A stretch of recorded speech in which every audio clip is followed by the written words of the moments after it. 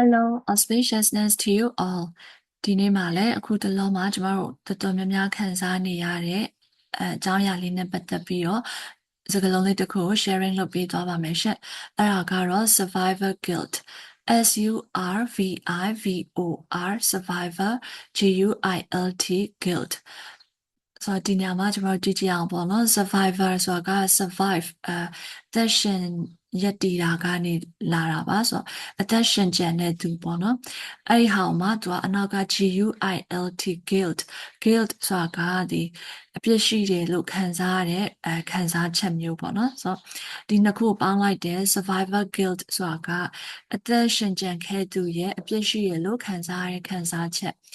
ဆိုတော့ဒီဟာတွေကဘယ်အခြေမျိုးမှာဖြစ်တယ်လဲဆိုလို့ရှိရင် after a disaster ပေါ့နော်ဒီလိုကဘေးဆိုးတစ်ခုဖြစ်သွားတယ် for example like ကျမတို့ဒီတိတ်မကြသေးခင်ကြုံတွေ့ခဲ့ရတဲ့ major earthquake ပေါ့နော်အဲ့မှာဆိုလို့ရှိရင်တပေါင်းများစွာဆုံးရှုံးတယ်တစီပေါင်းများစွာဆုံးရှုံးတယ်ပေါ့နော်အဲ့မှာအသက်ရှင်ကျန်ခဲ့တဲ့သူကဘယ်လိုတွေဖြစ်ကြလဲဆိုတော့ငါဒီထက်ပိုပြီးတော့လုပ်ပေးနိုင်ခဲ့ခြင်းပေါ့ something ပေါ့နော်ဒီဆုံးသွားတဲ့လူတွေအတွက်ဒီတိုက်ရိုက်မပတ်သက်ဘူးဆိုရင်တော့မှကျန်တဲ့တခြားသောသူတွေတောင်မှပဲ like တခုခုလုပ်ဖြစ်နေရဆိုရင် event စာလေးဖတ်ဖြစ်နေရဆိုရင်တော့မှအပြစ်မကင်းတယ်လို့ပေါ့နော်ကိုအသက်ရှင်ကျန်နေရတာဒီအပြစ်မကင်းတယ်လို့ခံစားရတယ် but actually တကယ်တမ်းမှာတော့လေ it's not our fault ကျမတို့ရဲ့အပြစ်မဟုတ်ဘူးကျမတို့ရဲ့အမှားတော့မဟုတ်ဘူး